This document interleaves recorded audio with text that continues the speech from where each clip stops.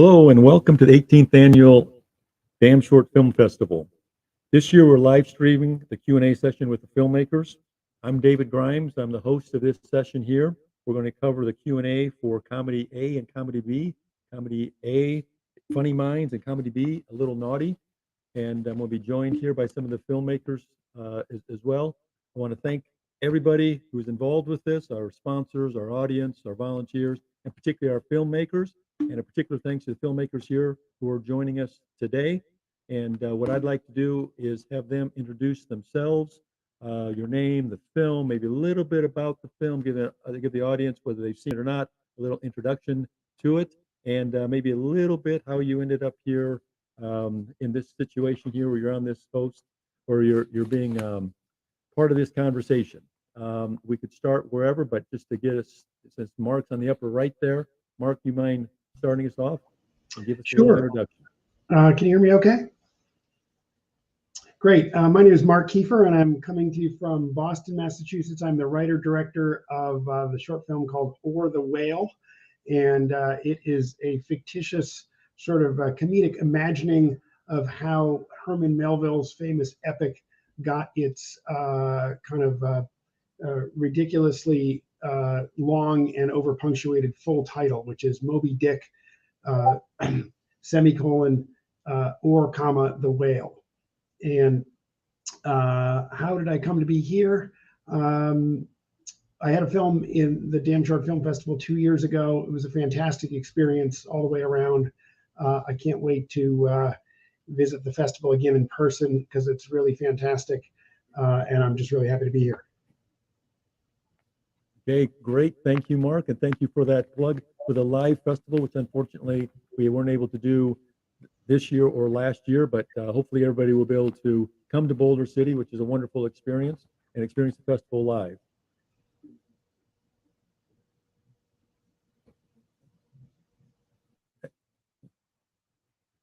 We're wondering about technical difficulties. I think, Pat, you want to take what Mark said and put in your version of where we're at, how you got here, and a little bit about the film. Yeah, sure. Thank you. Congratulations, first of all, guys, for being here. And thank you guys, Damn Short Film Festival, for having us in here. I actually had heard about you guys for a while, and I always had wanted to. I'm in California, so I try to get to festivals as much as I can. And so I'm happy finally to have something that I was able to submit to you guys and to get in, so thanks. And so the film is actually a little Italian short that I shot in Italy. I was going to the village where my grandfather was from. We had reconnected with our roots over there a while back, so we go a few times whenever we can. And so I was going for 3 weeks, and I knew as a filmmaker, one of our biggest dilemmas is always location. We have great ideas, but we can't get the location.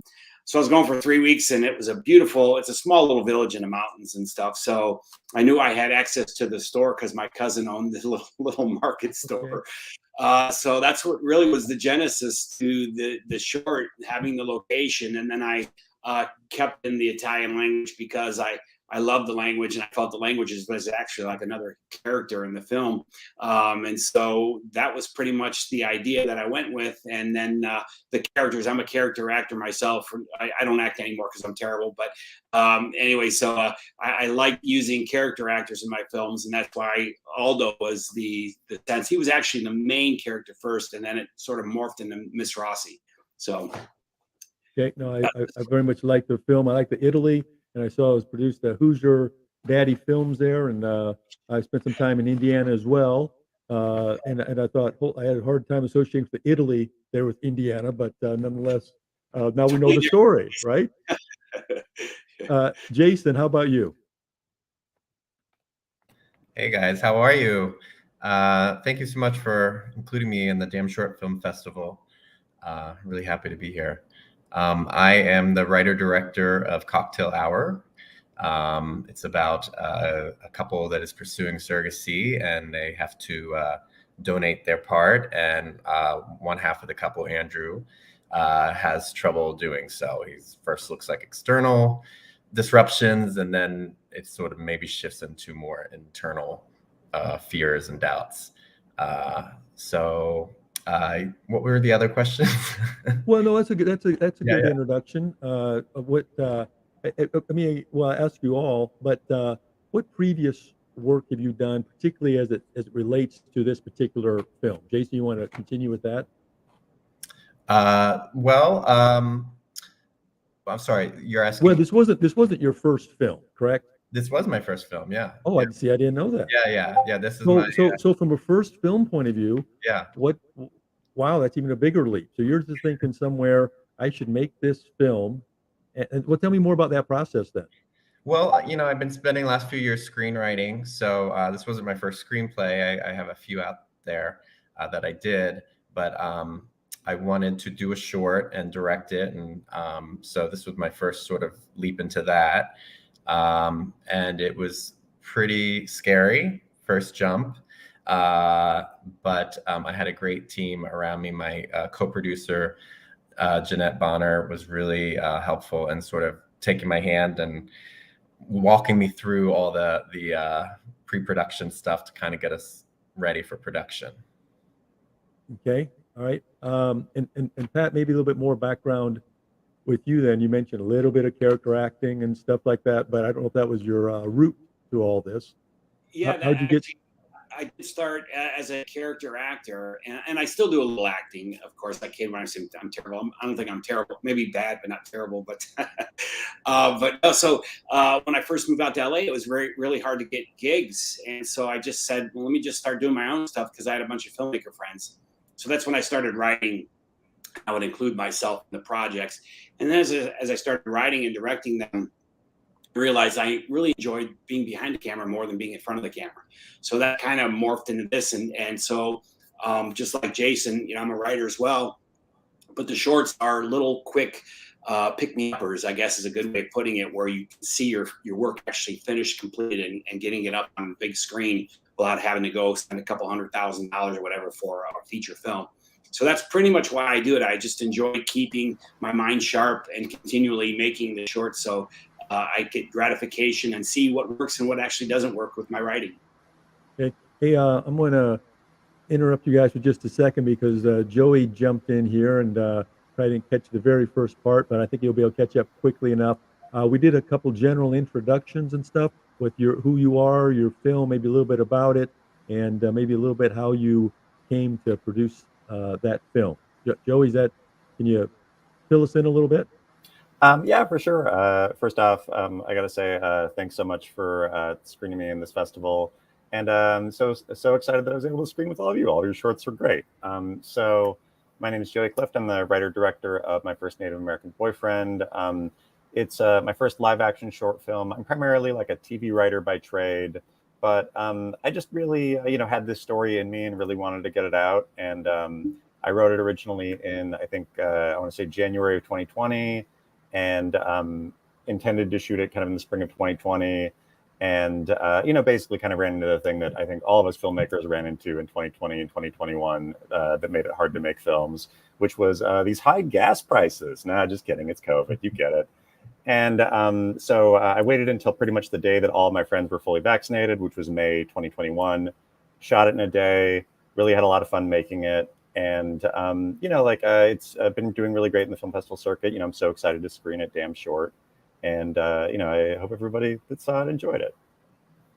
Joe, you mentioned something there that I thought would be interesting. What about challenges? And was there any other challenges? And I'd like to take that question around, and maybe Mark, you can answer that next, unless Joey has something else to add besides the COVID challenge. Was there another particular challenge that you think would be interesting? I mean, as I had said, if we can make this fun and interesting, informative, we're being successful. That's what we're trying to shoot for here. On the challenging side, maybe follow up a little bit first, Joey, then maybe Mark can jump in. Yeah, for sure. So, aside from the, the COVID challenge that we're all dealing with, my production is definitely like self-funded. I had a really great producer named Matt Mazzani, who he's like won Emmy, or he's been nominated for Emmys for work he's done with Funny or Die and a bunch of other places as a producer. But, it was very much a labor of love for everybody involved. So we didn't have, set production assistants. We were definitely guerrilla filmmaking our location. And, so we had a lot of issues as related to that. I remember the day of the shoot, we had base camp in the like parking lot of this like hiking trail in Los Angeles, and the actors arrived, and the producer Matt basically just told the actors like, oh yeah, everybody's, you know, half a mile up that trail, just take a left at this sign, and you know, you'll see them right there. The actors completely went past this sign and hiked for another like 2 or 3 miles. So we finally hit a point where it's like, oh, it'd been 10 or 15 minutes. We hadn't seen them. We called them, found out they were far away from the location, deep onto this hiking trail. So we had to like figure out how to navigate, you know, using natural landmarks, how to get them back to, you know, the shooting location. So at the start of the short, when you see that they're sweating, it's very much method acting on their part. They really accidentally hiked probably an extra 5 miles they didn't plan to hike. So I feel like the lesson that I learned from that is spend the extra couple, you know, $100, $200 and get a set PA. That would have solved that problem. Yeah, or a phone with GPS. But yeah. How about you, Mark? I like this idea of that there's probably a challenge out there, and maybe not. Maybe things went super smooth, but maybe you can relate a challenge to people who are listening. Sure. Well, our short film is a period comedy, and so of course that in itself is a challenge. It's a fun challenge to try to recreate this world of 150 years ago or more. And we shot it on an island, the island of Nantucket, which is 30 miles out to sea. And so that has its own logistical challenges because you have to bring everything with you. There's not a lot, you know, in terms of resources when you get there. Finding the locations was a challenge as well. Thankfully, one of our actors, Jack Bolger, who plays the publisher James Harper in our film, lives in Nantucket and was extremely helpful. We wound up shooting the interiors at the Theater Workshop of Nantucket, which is a great local theater company, which sadly was dark because of the pandemic, but that turned out to be a blessing in disguise for us because we were able to use their space and so forth. And I'd actually shot a sitcom pilot on Martha's Vineyard, which is just across Nantucket Sound from Nantucket about 10 years ago. So I had at least a little experience in dealing with the logistics and so forth. In the end, though, it worked out very well for us, and we were able to shoot it basically in a weekend and in April, so we could avoid the summer crowds, which would have been a huge challenge. I like the Nantucket theme and everything else, but it seems like a self-imposed challenge. Yeah. Why shoot it on Nantucket Island, which is wonderful, versus somewhere else?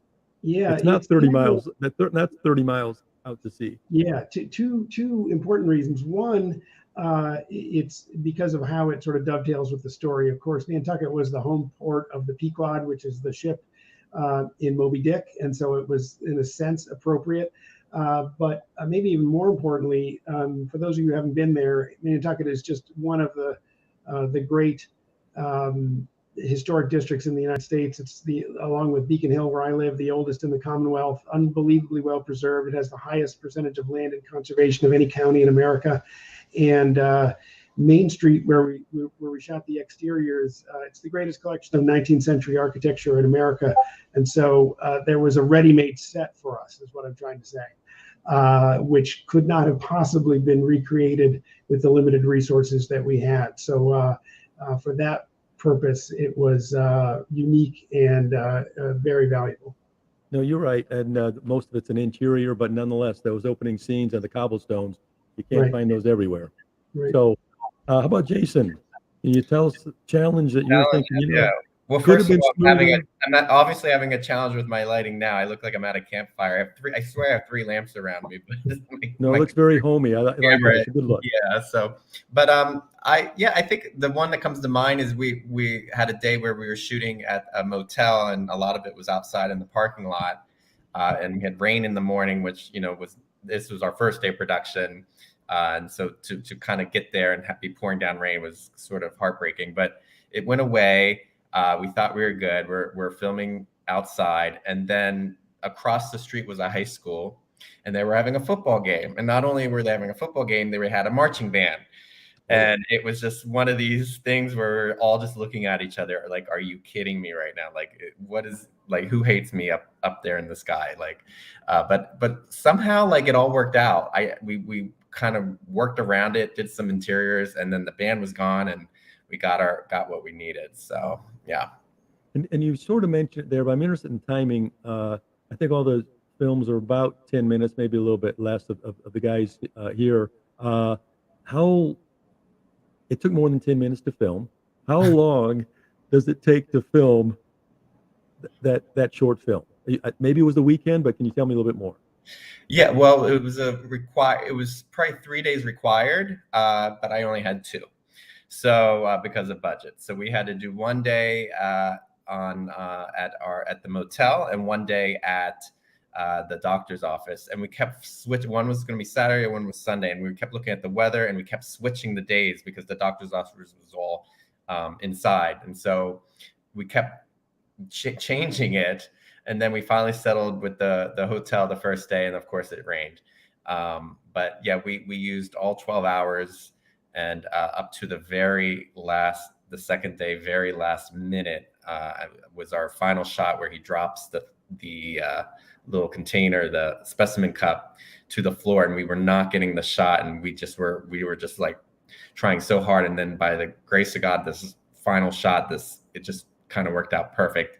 So we thought. Then in the editing room, it didn't look so well, but Kate Emerson, my amazing editor, did some editing tricks and made it look pretty good. So we finally did it. Yeah. Thank you. All right, Pat, going back a little bit to that challenge question, as you were making your movie, I'm sure you had several, but what are one or two that come to mind?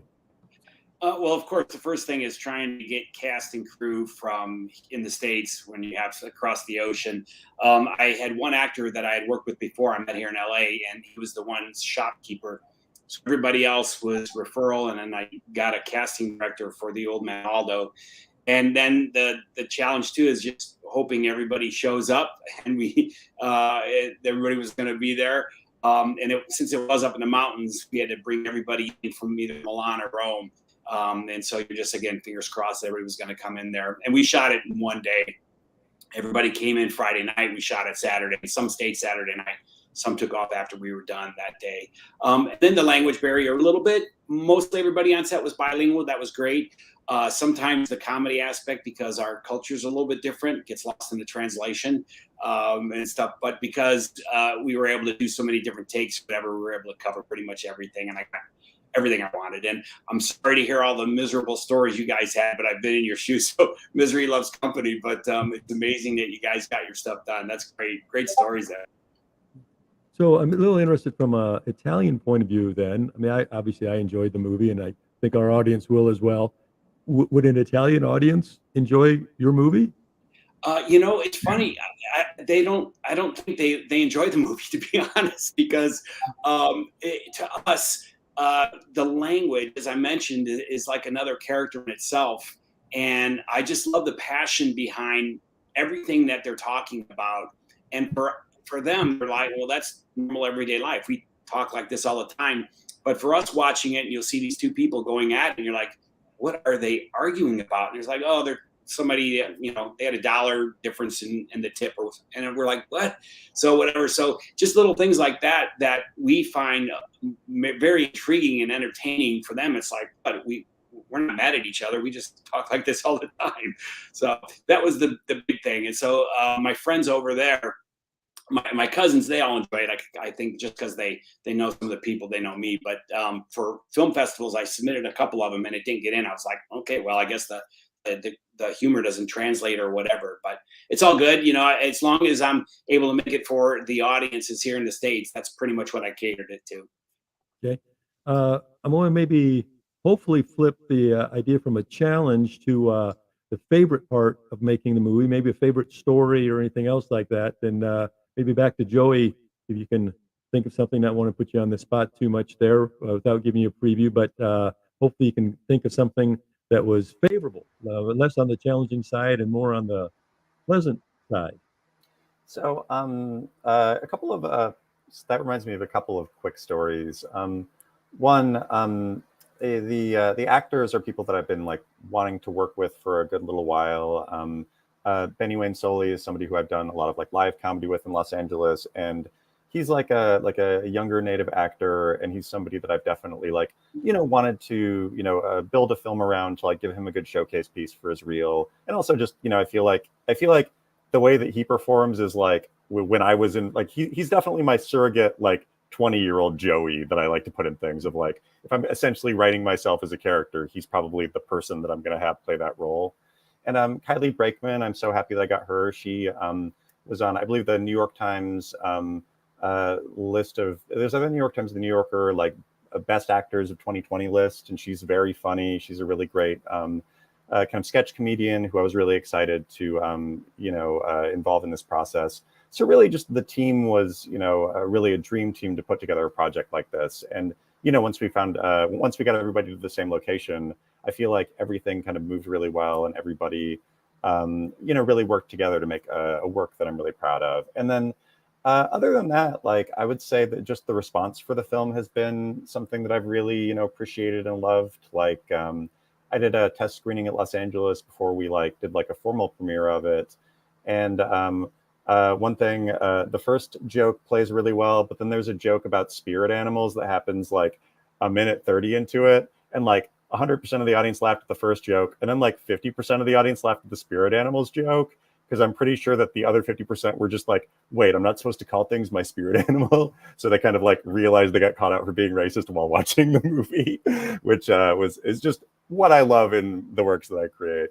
And then, I'm also just I'm a Native American filmmaker. I'm enrolled Cowlitz, and I definitely, I had a couple of experiences where Native people would be in the audience of screenings, and they would come up to me afterwards and tell me that this is the first time they've ever seen a Native created comedy at a film festival.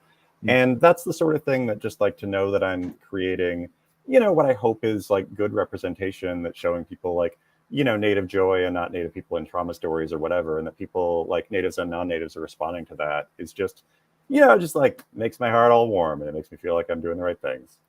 Oh, that's perfect. Appreciate that. Maybe Mark, I'll shift up to you on the favorable side, things that made you smile more than get nervous or frown. Yeah, a few come to mind. I mentioned one of the actors, Jack Bolger. I had worked with him on that sitcom pilot several years ago. It was great. We were looking for another opportunity to work together, so this was really fun to be able to do that. Another one was just Eddie Nason, the guy who played Melville, getting him to shave that ridiculous beard, which is, of course, was popular in the 1850s, but looks kind of silly today, was quite fun.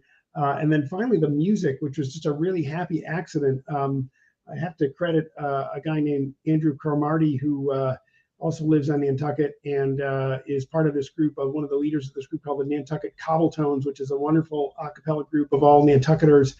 And they had this old shanty that they had recorded during the pandemic, and I just stumbled across the video of it on YouTube, and it was just so perfect for our film, and they graciously allowed us, Andrew graciously allowed us to use the music.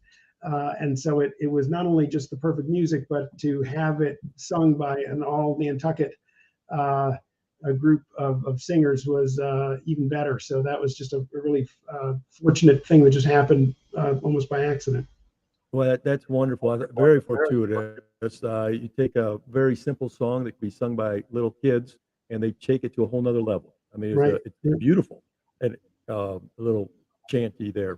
Right. Jason, how about you? Things that went well, that with favorite stories and things like that. First of all, I just want to say, Mark, I really love the music. We watched it last night. My husband learned that song this last summer. He's not American, and he sang it all summer last summer. So it was really fun to hear it. Oh, fantastic. He was like, "Oh my God, that's my song." Right. But I would say the experience, this was, again, my first short or my first time directing it. So just, I was just in awe of everyone's dedication, the cast and the crew, and everyone just really worked well together. And so that was just a really great experience for me. So. Okay. Pat, you want to give us some things that went well? Sure. Well, just like everybody's been saying, really completing your film is a small miracle in itself. So that's always the big hurrah when you get that final shot done and you get everything in editing. And really, it's just watching people that don't even know each other show up that morning and work together as a team, as Jason was talking about, everybody working together, and then seeing just what you've written come to life. That always amazes me when you're working on it, depending how long you work on a script, and then the actors bring it to life, and you're like, wow, this is exactly what I saw, what I envisioned, and it's so awesome that they're doing this for you. So I'm just so touched when I see the actors do that, and then also too the dedication and the care that the crew give, our sound and our camera guy. I mean, none of that's possible, especially when you're meeting everybody, coming together and creating something, that they're passionate about it too. And they, when it's a team effort, that's when it's really, I feel, very rewarding as a filmmaker. So I'm gonna, first of all, I very much appreciate what Jason did in terms of mentioning his take on Mark's film. I don't know if you guys had a chance to look at each other's, but I'd be very interested in you guys making a comment or asking a question to your fellow filmmakers here. I want to open it up to yourselves as well.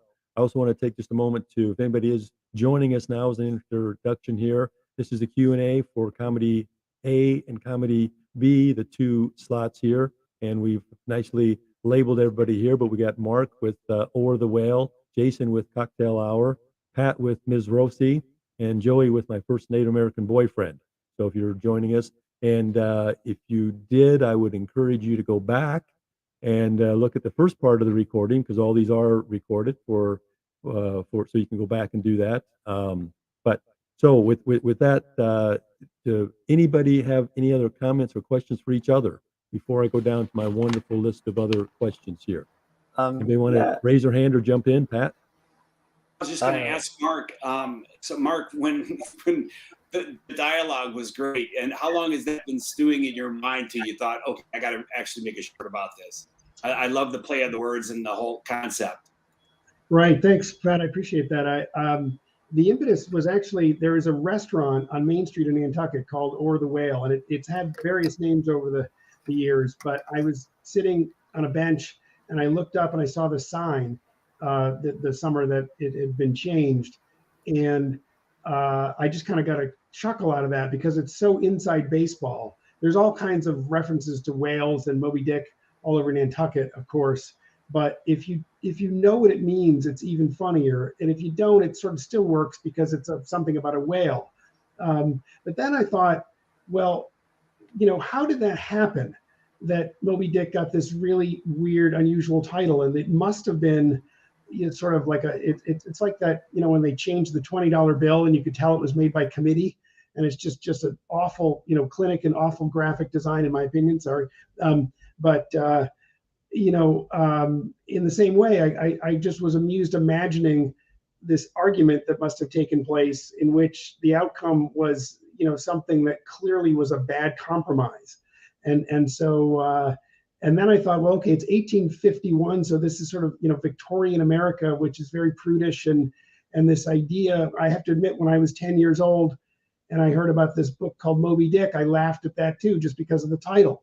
And there's something, it's very juvenile, but just putting those two things together, that sort of argument and the context of this sort of rigid social norm that they're fighting, was just funny to me. And so sort of from there, it went from there. Appreciate the question. Appreciate the response. Anybody else want to cross-reference one of your fellow filmmakers there? Yeah, I guess I wanted to echo the same question to Jason and Pat. Actually, first off, on behalf of the people that designed the $20 bill, how dare you, Mark? How dare you? Kidding. Jason, Pat, I kind of wanted to echo the same question of, if we're making short films or any sort of filmmaking that we're making, especially if it's self-produced, like it's a passion project. It's something that we're spending, a good chunk of our time, writing, producing, directing, editing, making sure it's perfect. So like something that I'm always curious to talk to like other filmmakers about is like, what was like the thing inside of you that told you that like, this is the thing that I'm going to spend a month or a week or whatever making? Let's see. I had written a few shorts. I knew I wanted to do this, and I had written a few shorts and kind of narrowing it down. And this kind of pulled this from my own experience.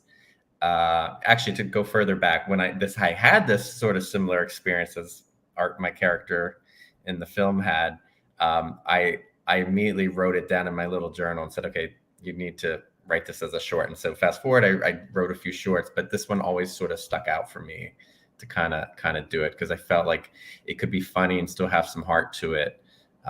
So sort of one at the end. As for me, I always felt that fun films have fun characters.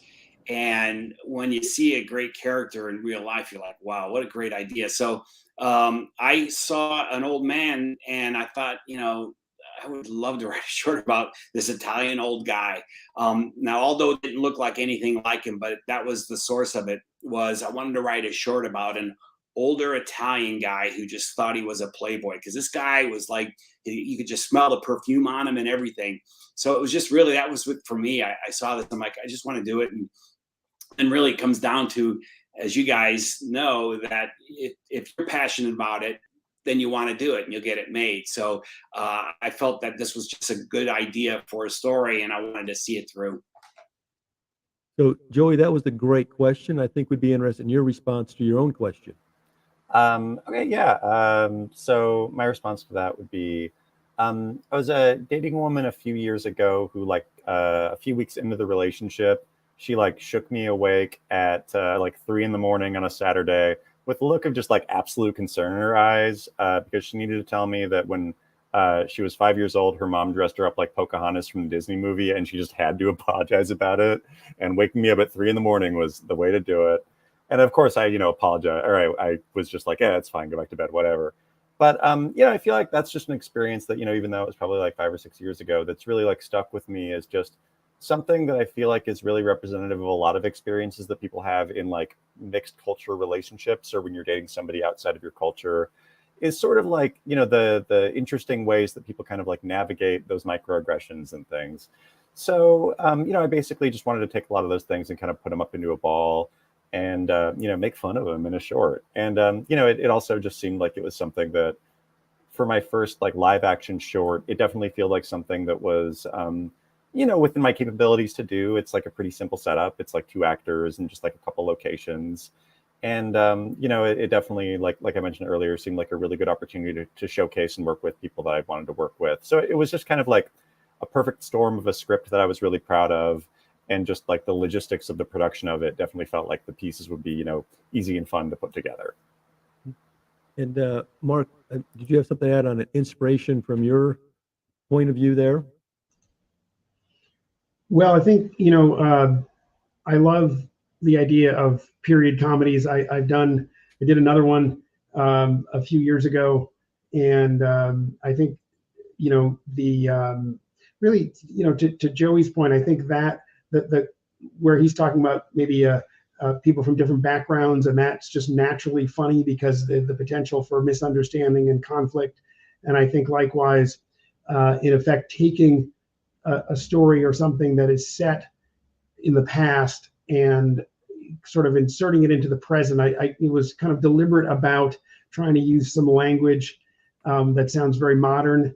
And so that juxtaposition of the contemporary and the historical is just intrinsically kind of funny to me. And yeah, I mean, we see this in all of our films, I think, that we're talking about tonight. I mean, Jason, just this situation is intrinsically funny because it's awkward, right? And it was already awkward. Having a child obviously is a huge thing. And it's and Pat, you mentioned, I love what you did with the dialogue as well, where you have sort of multiple conversations going on at the same time. And I love that kind of, I've tried something like that in a couple of short films I've made where, just the misunderstanding that comes from the circumstance is just great fuel for comedy and for story. And Joey, I particularly appreciate your film, and just first of all, thank you for making a film about Native Americans and Native American culture, which is something we just don't see enough of, I think. And just shining a light on that and making it a comedy. I like to say that the comedy is the safe place between, what we can't talk about and what we kind of have to talk about. And so I love the way your film does that and does it so directly. My next general question, and you guys can start thinking a little bit about it, is what's next? Okay, what do you think about any projects lined up or hopeful dreams, anything like that? But while you think about that a little bit, I've got a little small particular question for Jason. I appreciated that Teddy Roosevelt poster that ended up in not just as a background, a little bit actually of it ended up playing a small role in the movie. How'd that come about? Was that, I mean, that just, did you stumble across that, or was that? No, I made that. I went with the quote first. I wrote, when I was writing the script, I wanted some sort of inspirational poster hanging in there that just didn't really belong, or maybe just wasn't helping. And I found this quote from Teddy Roosevelt that just seemed to fit really well. And so I created a whole little poster there with his picture. Now, was it a legit quote? I mean, I don't want to end up. Yeah, it's a real quote. It's a real quote. Yeah. So yeah. Okay. All right. No, I very much, it's just a little background thing, and then later it's a little more than a background thing. It plays a very small role in the movie, which I personally appreciate it. So maybe we'll just go to Pat. As you're looking forward, that's going to be the question. What's on the agenda? What are you thinking about?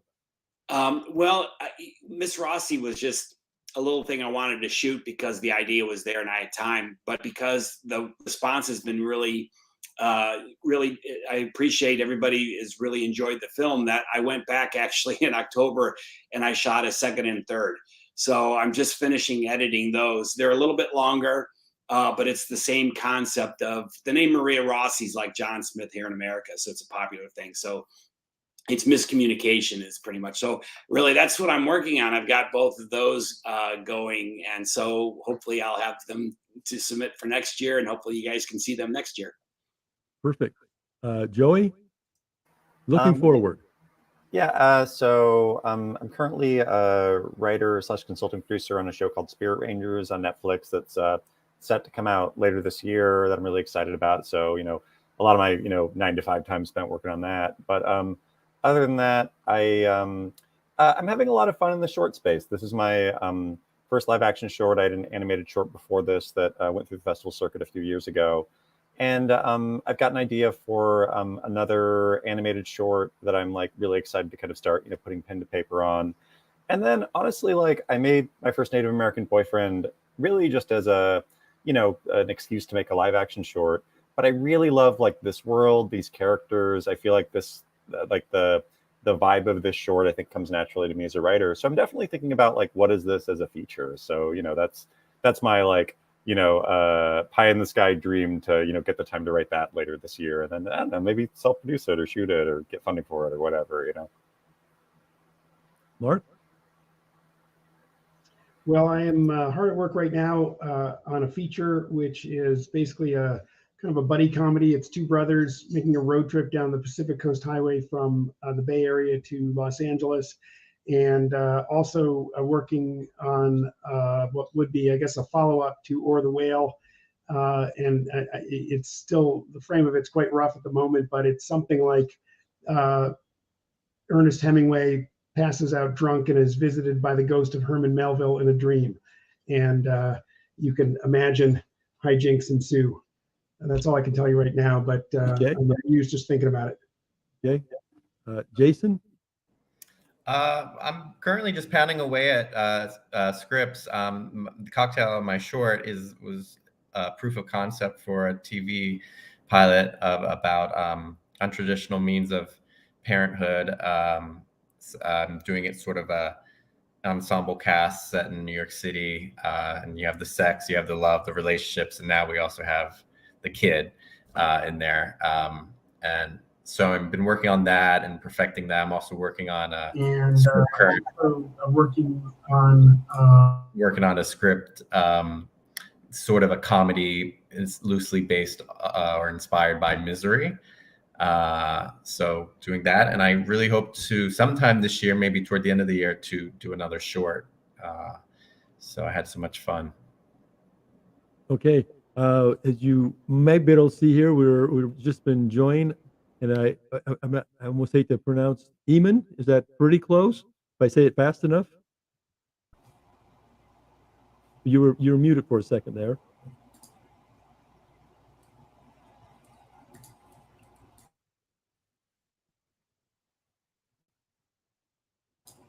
Nope. Now? It might still now.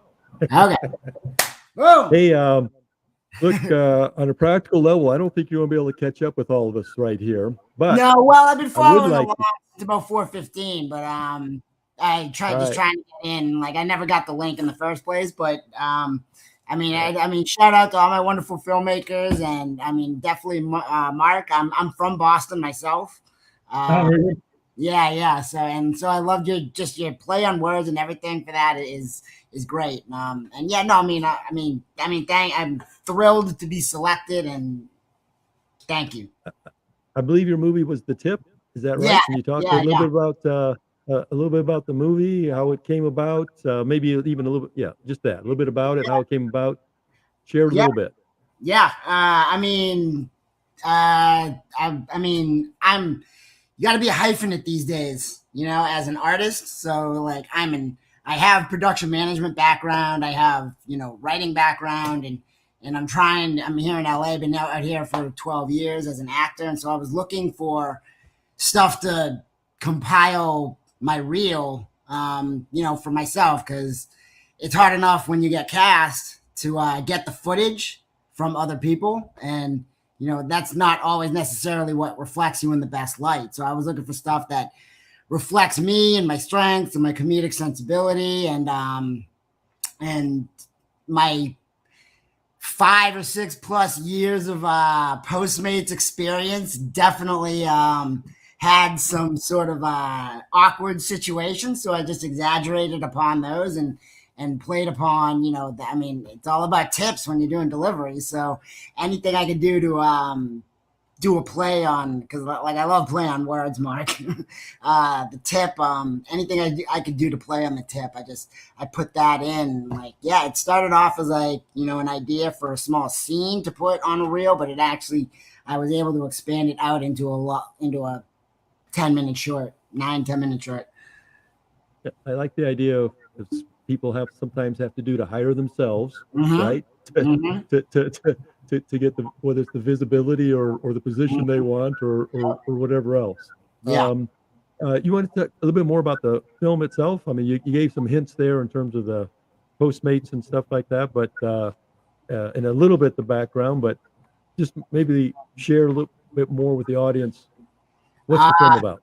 The tip is about a guy's awkward day, going progressive day throughout a normal everyday life in the day of a Postmate driver. And in the shoot itself, we wound up doing most of it was done within one day, just because of budget constraints and everything. That detective scene was filmed in my actual apartment. And it's always fun gathering props. I had never got to use broken glass before. And so finding the vase that breaks upon the drug dude's head in the end was a lot of fun. So now it just added to the library. That was a lot of activity to be shot in just one day. The majority of it was actually one day, but then like the overhead shots and everything, like we actually, Kelly Hallmark, she did the second unit, and we did that on a separate day, and we had to do the vase drop again, because in the original footage, because we didn't want to hurt the guys, so whoever dropped it, their hand got in the original sort of footage. We tried to scrub it, and we had to do it again. And so there's a hint there of some of the challenges of the movie. One of the earlier questions was, what went well? What was your favorite part? What's a good story? Something along that line. A little more positive, hopefully. It's always just my favorite part about making movies is just the process of conception to finalization, because it takes a village. And I mean, working with Matt Larson, the tall dude, he's always a crack up. But just finishing it is always my favorite part. All right, so for everybody, I'm a little curious about length, right? Because we're the Damn Short Film Festival. We cater to short films. We have an affinity and appreciation of short films. But in terms of different lengths, because a couple of you guys mentioned maybe something a little longer. I think it might have been Mark and whatever. Where do you think about length of movie? Because we see movies literally less than a minute, typically not making the production here and stuff like that, but a couple minutes long, up to maybe 30, 35, but short of that feature. But is that the aspiration to make a feature film, or is that like, no, I can tell my tighter story, short? Anybody want to raise their hand? And Joey? Yeah, I can speak on that. So when I first started making shorts when I was in college, they would always be crazy long. Like, I think my first short film was like a 36-minute long action movie that was like way too ambitious for college students to make. And I never got into any festivals. And then once I started doing live comedy and seeing how like an hour and a half long live comedy show is booked, it started to click with me the idea that like, oh, my short has to play in a screening with other things. And I think that is something that definitely like turned a corner for me as a filmmaker, of like understanding that as a short filmmaker, your film is going to be played as a block. So it's like as part of a block. So it's important to, I think, keep in mind like where your short kind of fits within a block and sort of the job that your short has in like a larger block of content. So, like I'm somebody that came up like through kind of the like specifically the live sketch comedy scene. So I'm very much in tune to telling short stories that are very like concise, tight, and very much it does the thing that it needs to do and then it gets out. So that's kind of my natural inclination.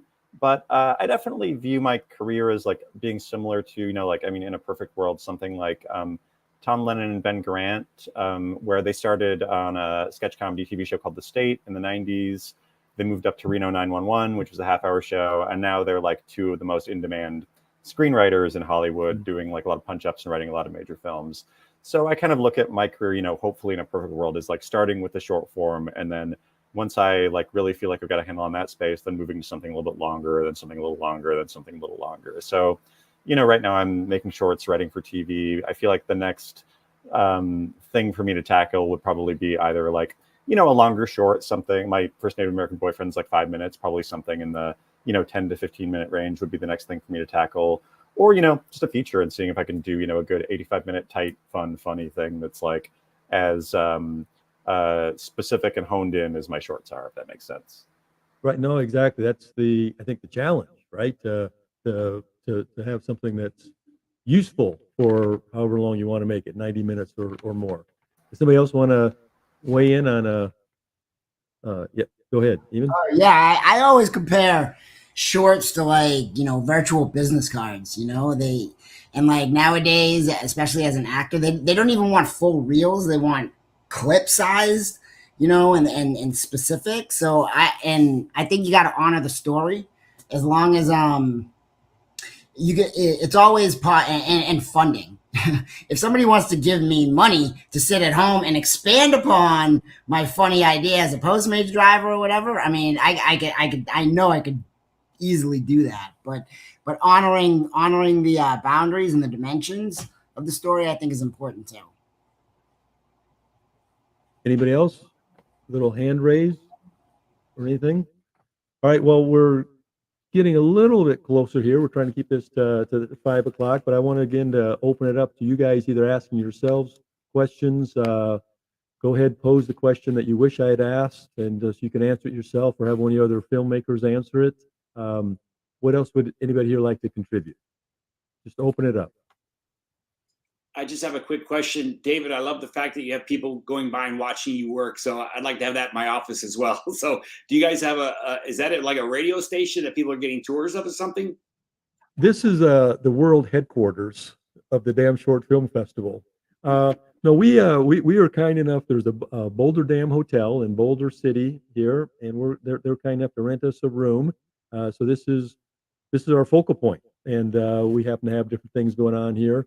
If you weren't so far away, I'd invite you to the wine walk that's happening here shortly after this event.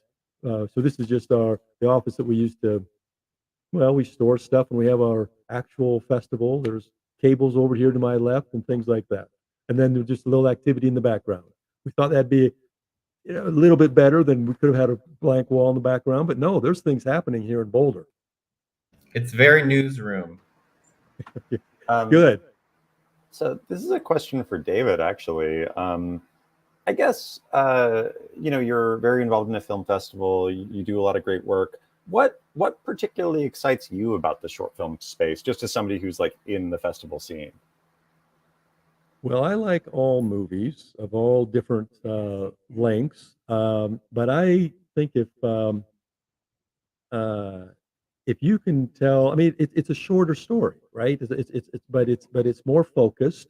It gets it across, and you can have a takeaway that you remember, if you will, for in 10 minutes, something I'll be thinking about for months, maybe years, maybe decades. That only took me 10 minutes, right?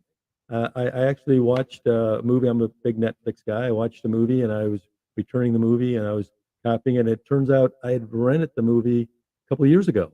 I didn't even remember I'd rented the movie. Okay, that is not necessarily a great movie, right? I mean, I sort of enjoyed it again, but if you don't remember you watched it the first time, then maybe it's not that much of an impact. So I like the idea of the short films, more focused, shorter impact. And then you can see a lot more of them, right? If you've got an hour to view, you can have 5 different stories or more or less. But that's interesting to me. It's great also to see them kind of curated together and see sort of the rhythm of one going into the next to the next. I really enjoy watching them as a collection. Well, and I appreciate that.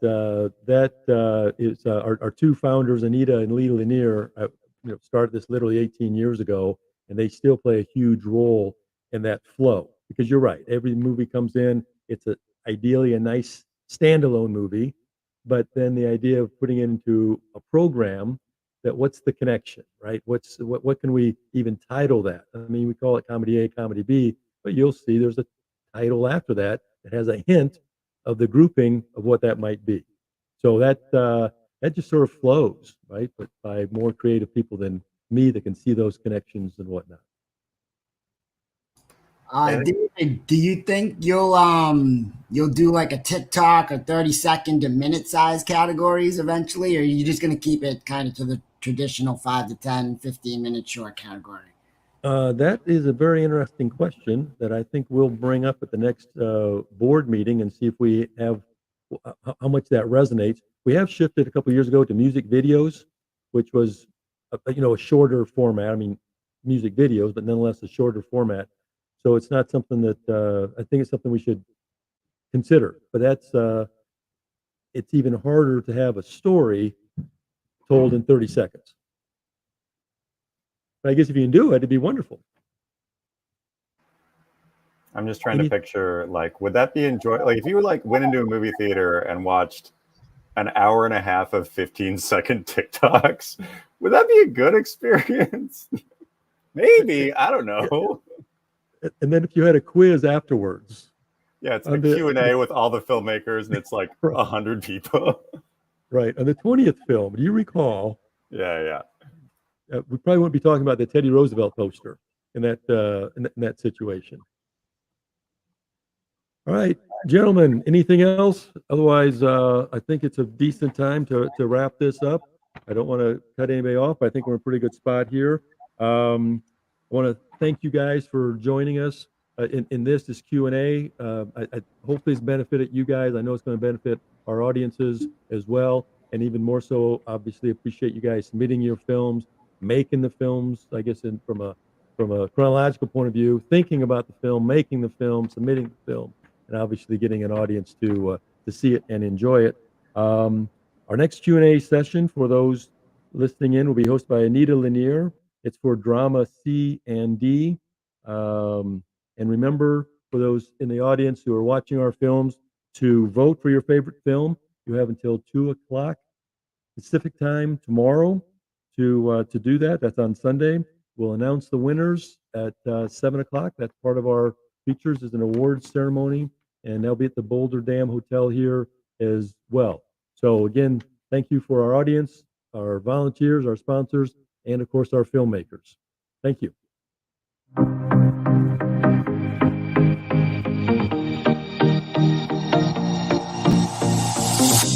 Whenever I'm with you, I am alright. There's something about the way you make me feel inside. I'm counting down the days till we fly away, heading to the sun, only you and me. I don't wanna waste another day being stuck here in this place.